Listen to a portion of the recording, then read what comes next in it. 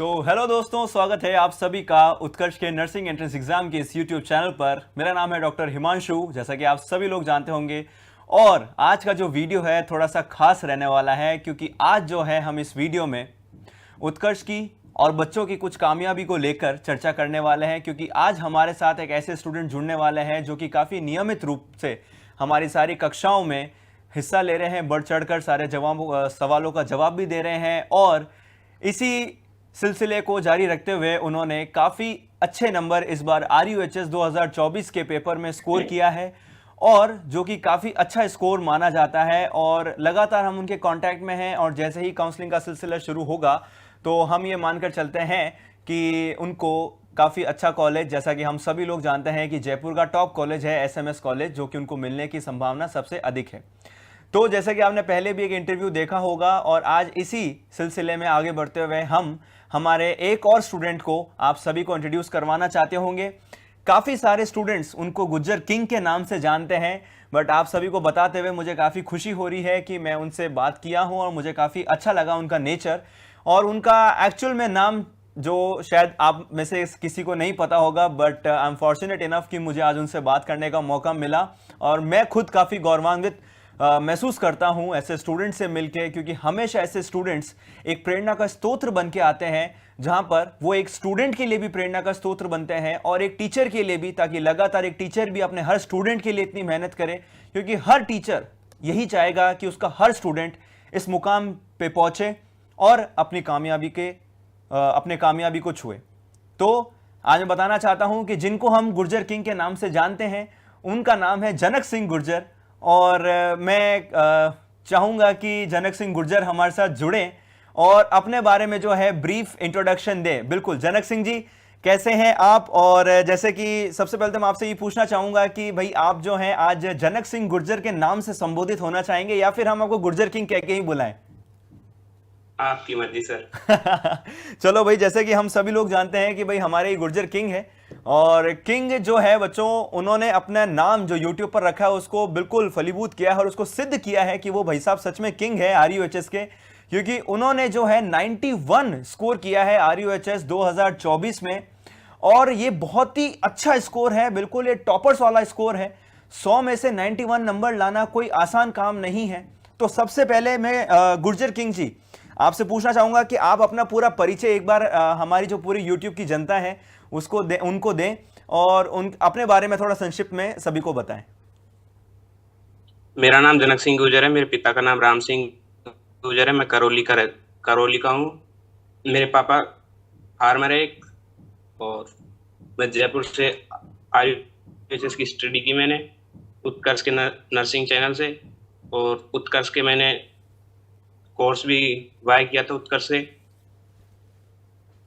तो जनक सिंह जी, जैसे आपने बताया कि आप बेसिकली करौली से हैं, तो जयपुर आने का आपका क्या मकसद था? आप सिर्फ RUHS की तैयारी करने के लिए जयपुर आए थे? नहीं सर, मैं पहले भैया के साथ रहता था जयपुर, तो भैया की जॉब लग गई, भैया ड्यूटी पे चले गए। फिर मैं भैया के साथ, दूसरे भैया का ट्रांसफर जयपुर हुआ था, तो मैं उसके साथ रहा। अच्छा अच्छा। तो जैसे कि जब आपने तैयारी करी तो कैसे करी? जैसे आपने बताया कि आपने कोर्सेज भी बाय किए थे, और उत्कर्ष से आपका काफ़ी ज़्यादा सहयोग रहा उत्कर्ष का आपके सिलेक्शन में। तो मैं जानना चाहूँगा कि उत्कर्ष का कितना कंट्रीब्यूशन रहा, या फिर आपने उत्कर्ष से कितने समय से तैयारी करी, या फिर किस तरीके से आपने तैयारी को अंजाम दिया और इस तरीके से अपना सिलेक्शन सुनिश्चित किया? सर उत्कर्ष का जैसे 1 जुलाई से कोर्स स्टार्ट हुआ था जी तो मैंने 21 जून को कोर्स बाय किया था, जी। और तभी से क्लास चल रही है कंटिन्यू। अच्छा अच्छा। तो जैसे कि आपने अभी आपकी स्कूलिंग जो है, आपने इसी साल 12 दिया है या फिर आपने ड्रॉप लिया, ऐसा कुछ? इसी साल 12th दिया सर। 82.60 था 12th में। अरे मैथ वाह। और बायो दोनों। तो बिल्कुल ये बहुत ही अच्छा स्कोर है। मैं ये समझता हूं कि यदि आप 12th के साथ में सिलेक्शन लेकर आते हैं तो ये बहुत ही बड़ी कामयाबी मानी जाती है और एक अच्छी उपलब्धि मानी जाती है, क्योंकि काफ़ी स्टूडेंट्स ऐसे होते हैं जो कि 12th के साथ तैयारी करते हैं बट उनको मनवांछित रिजल्ट नहीं मिलते हैं। तो ऐसे स्टूडेंट्स के लिए आप कुछ कहना चाहेंगे कि आपने ऐसा क्या अलग किया कि जो आप 12th के साथ सिलेक्शन लेने में सक्षम हो पाए? या फिर आपने दूसरे स्टूडेंट्स को भी देखा होगा कि भाई आपके कुछ दोस्त भी ऐसे रहे होंगे जिन्होंने तैयारी करी होंगी, या उनका सिलेक्शन नहीं हुआ होगा, या फिर उन्होंने ज़्यादा स्ट्रगल किया होगा। आपने ऐसा क्या उनसे हटके किया या अलग किया जिससे कि आपका सिलेक्शन हो पा रहा है और इतने अच्छे नंबर आप लेकर आए हैं? सर जैसे पढ़ने के लिए तो कंटिन्यूटी जरूरी होती है सर, लगातार रिवीजन, एनसीईआरटी को अच्छी तरीके से पढ़ो और लगातार पढ़ाई से हो जाता है सर, इतना वो टफ नहीं होता। तो बिल्कुल जैसे कि जनक सिंह जी ने कहा कि उन्होंने 12th के साथ तैयारी करी है और उनका भी यही मानना है, जैसा कि मैं भी आपको बार बार अलग अलग माध्यम से बताता रहता हूं कि कंसिस्टेंसी बहुत ज़रूरी है दोस्तों, और बेसिक, क्योंकि काफ़ी सारे स्टूडेंट्स हैं कि काफ़ी डिटेल में पढ़ना चाहते हैं, जैसा आपको ही पता होगा।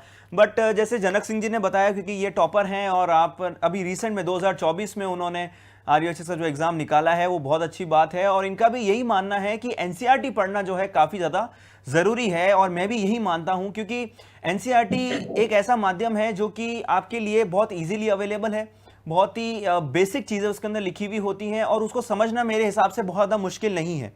और मेरा ये भी मानना है कि यदि आप एनसीईआरटी को अच्छे से पढ़ लेते हैं तो मेरे हिसाब से ये मैं ये मान के चलता हूं जनक सिंह जी की शायद 90% जो है आप एग्जाम के और सिलेक्शन के करीब पहुंच जाते हैं।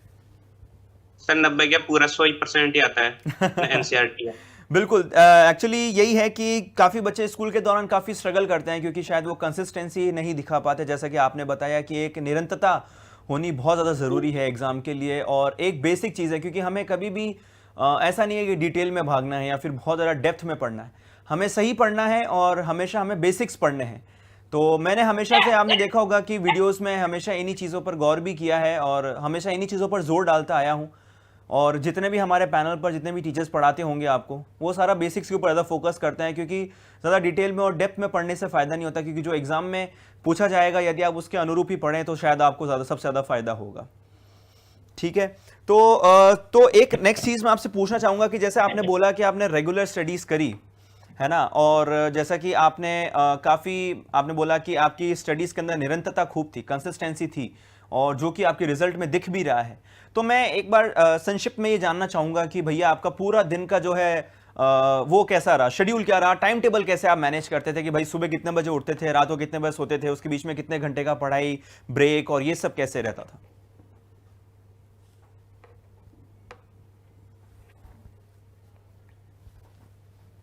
फिर 8 बजे तक लाइब्रेरी चल जाता था, फिर शाम की 7:30 बजे तक आता था और शाम की 11-12 बजे तक पढ़ता। तो मतलब आप सुबह 8 से 7:30 तक, शाम के 7:30 तक लाइब्रेरी में रहते थे लगातार? अच्छा, और उसके बाद भी घर पे आके भी पढ़ते थे? तो फिर आपका, ओके, तो ये मतलब काफी लंबा समय, बीच बीच में ब्रेक्स वगैरह भी लेते होंगे? हाँ सर, बीच में लंच का।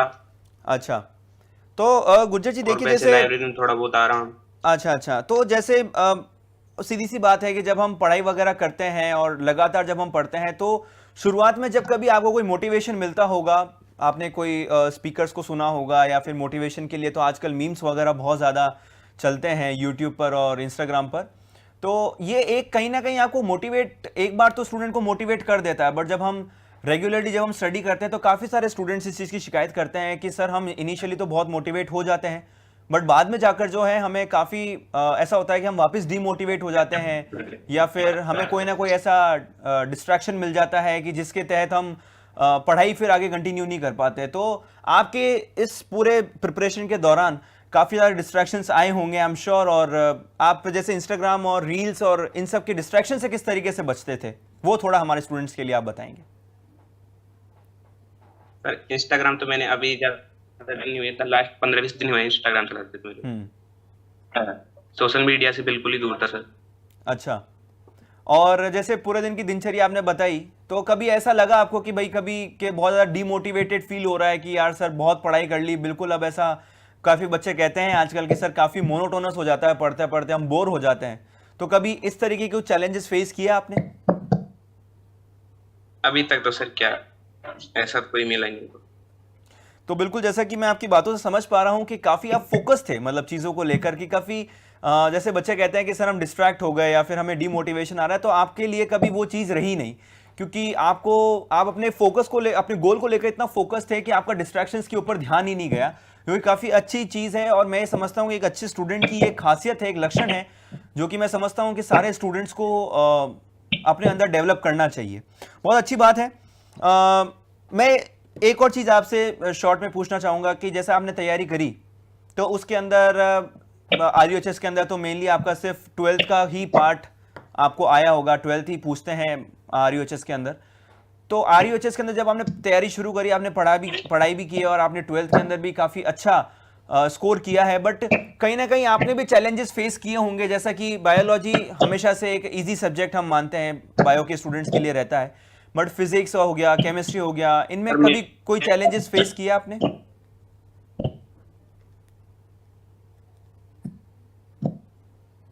नहीं सर, मेरा बायोलॉजी सबसे टफ था। बायोलॉजी सबसे टफ था, ओके। फिर ये जैसे उत्कर्ष से क्लास ली,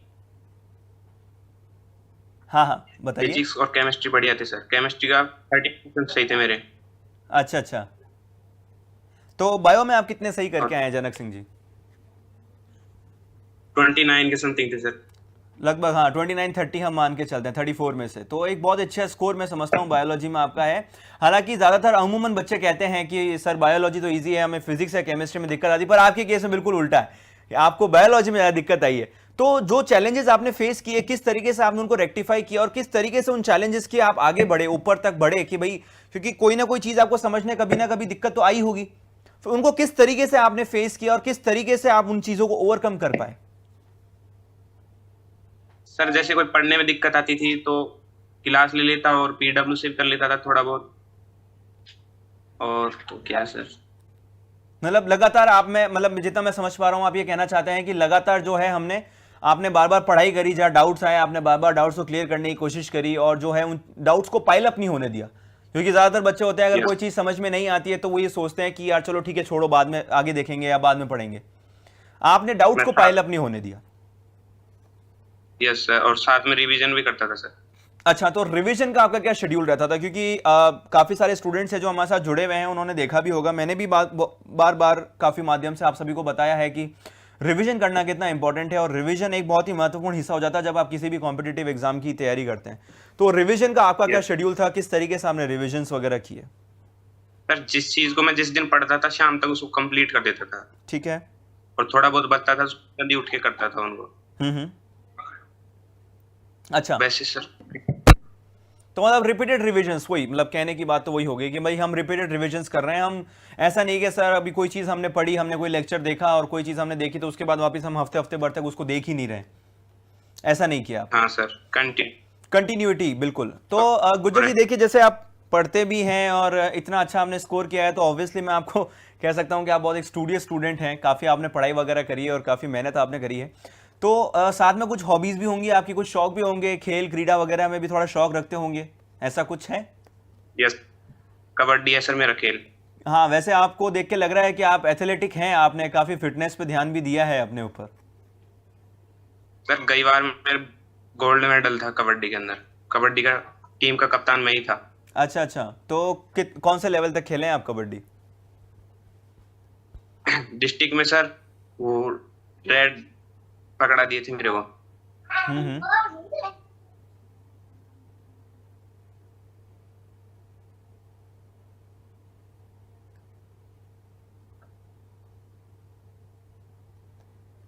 ठीक है, तो काफ़ी मतलब मैं ये समझता हूँ कि अच्छा, जो पिछले अभी जैसे आप कबड्डी में इतना अच्छा प्लेयर रहे हैं, तो मुझे ऐसा लगता है कि कहीं ना कहीं जब प्रिपरेशन के दौरान आपने कबड्डी को मिस भी किया होगा, कि काफ़ी मतलब ऐसे ही काफ़ी सारे स्टूडेंट्स होते हैं जो उनके कुछ खेल या क्रीड़ा में भी काफ़ी ज़्यादा जागरूक होते हैं, इंटरेस्टेड होते हैं, और जब पढ़ाई की बात आती है तो बिल्कुल ही उनको पढ़ाई के लिए बिल्कुल ऐसा झुकाव उनका रहता है, तो वो अपने खेल कूद को भी काफ़ी ज़्यादा मिस करते हैं, जो स्पोर्ट्समैन जिनको मैं बोलता हूँ।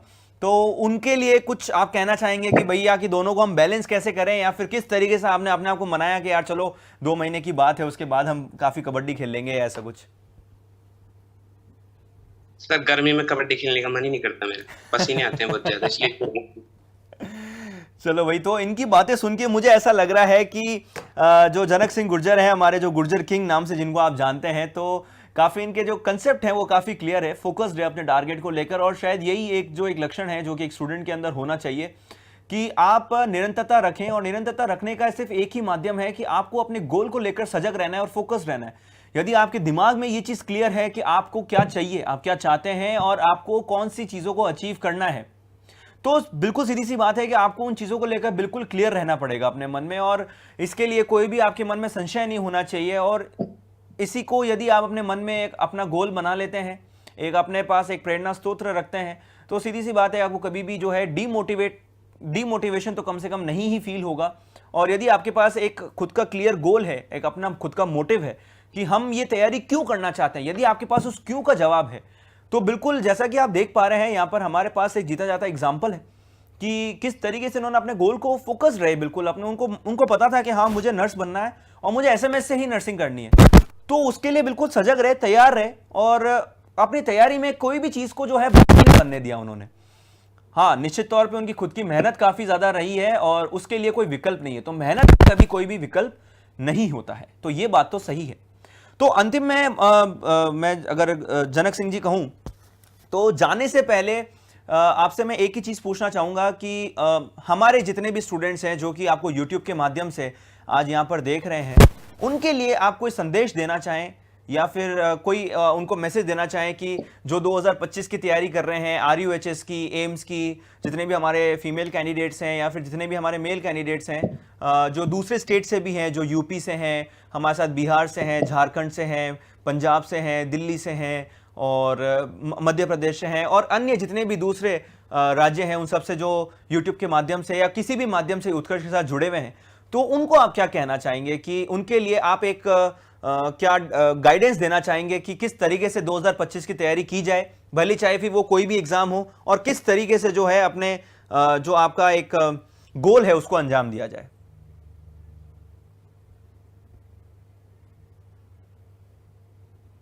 जैसे सर प्रिपरेशन के लिए तो एक तो कंटिन्यूटी लगातार होनी चाहिए पढ़ाई के लिए। जैसे किसी का सपोर्ट मिल जाए तो, और सबसे ज्यादा हिमांशु सर ने बायो का मेरा इतना इंक्रीज किया कि मेरे 29 आ गए, नहीं तो मेरे 12th में तो 38 मार्क्स थे, 56 में थे। अच्छा, तो जनक सिंह जी, मतलब जैसे आपने बोला कि आप मेरे से जुड़े थे, मतलब जैसे YouTube के माध्यम से, तो जो महामैराथन सीरीज चल रही थी उससे आपको कितना फायदा मिला, जो उत्कर्ष ने स्पेशली RUHS के स्टूडेंट्स के लिए चलाई थी मैराथन सीरीज? यस सर, उससे ज्यादा कुछ फर्क नहीं पड़ा, पर सर जो आपने ऐप के अंदर कराई थी ना, उससे बहुत कुछ मिला था। अच्छा, तो आप ऐप के माध्यम से उत्कर्ष के साथ भी जुड़े हुए थे, तो बहुत अच्छी बात है। तो जैसा कि अभी आप सभी ने देखा कि हमारे जनक सिंह गुर्जर, जिसको हम गुर्जर किंग के नाम से जानते हैं, उनका पूरा इंटरव्यू, और पूरे इंटरव्यू का माध्यम सिर्फ यही एक मकसद सिर्फ यही था बच्चों कि हम कोई प्रमोशन वगैरह या ऐसा कुछ नहीं करना चाहते। हम ये नहीं बताना चाहते कि भैया हमारे बहुत अच्छे नंबर आते हैं तो ऐसा कुछ है, नहीं। हम सिर्फ ये बताना चाहते हैं कि हम ये चाहते हैं कि जैसे जो जनक सिंह गुर्जर जैसे और भी ऐसे स्टूडेंट्स होंगे जो आपके आसपास मौजूद होंगे, जिनसे कि आप प्रेरणा ले सकते हैं, और जनक सिंह गुर्जर भी आपके लिए, जैसे यानी कि स्टूडेंट्स के लिए और टीचर्स के लिए भी एक प्रेरणा का स्तोत्र बनकर आते हैं। जैसा कि उन्होंने बताया कि बायोलॉजी के अंदर अमूमन जो बायो के स्टूडेंट्स होते हैं उनको दिक्कत नहीं होती, पर उनको दिक्कत थी, और जैसे कि वो उत्कर्ष के माध्यम से उन्होंने काफ़ी इंप्रूवमेंट्स लेकर आए अपने अंदर। और जो फिजिक्स, और हो सकता है कि आपको भी फिजिक्स या फिर केमिस्ट्री, किसी के अंदर भी कोई भी तरीके की दिक्कत आती भी होगी, पर उसमें हमें घबराने की कोई जरूरत नहीं है। हमें निरंतरता रखनी है, यानी कि कंसिस्टेंसी बनाकर रखनी है, और लगातार अपनी चीजों को दिन बर दिन जो है उसको बेहतर बनाते रहना है, हमारे सब्जेक्ट को स्ट्रॉन्ग करते रहना है, और अपना जो बेसिस है बच्चों हमेशा एनसीईआरटी रखना है। हमेशा ध्यान रखिएगा बच्चों, ज्यादा पढ़ने से सिलेक्शन नहीं होता, सही और सटीक तरीके से पढ़ने से ही हमेशा सिलेक्शन होता है। तो मैं आशा करता हूं आप सभी को काफी प्रेरणा और मोटिवेशन मिली होगी आज के इस इंटरव्यू से। यदि मिली होगी तो मैं आप सभी से जो है आप सभी को शुभकामनाएं देना चाहता हूं आपके आगामी जितने भी एग्जाम्स हैं उन सभी परीक्षाओं के लिए। और मैं उम्मीद करता हूं कि आपको ये आज का इंटरव्यू देखकर अच्छा लगा होगा। यदि आप भी ये इंटरव्यू देख के थोड़ा बहुत मोटिवेटेड फील हुए होंगे तो आज का इस इंटरव्यू का पर्पस जो है हमारा फुलफिल हो जाता है। और यदि आपको अच्छा लगा है, और यदि आपकी भी जानकार में ऐसा कोई है जिसको जो कोई भी एग्जाम की तैयारी कर रहा है, आप चाहे तो उनके साथ में ये इंटरव्यू और ये वीडियो शेयर कर सकते हैं, लाइक रख सकते हैं, और यदि चैनल पर नए हैं तो इसको सब्सक्राइब किए बिना बिल्कुल मत जाइएगा। तब तक के लिए all the very best, thank you so much.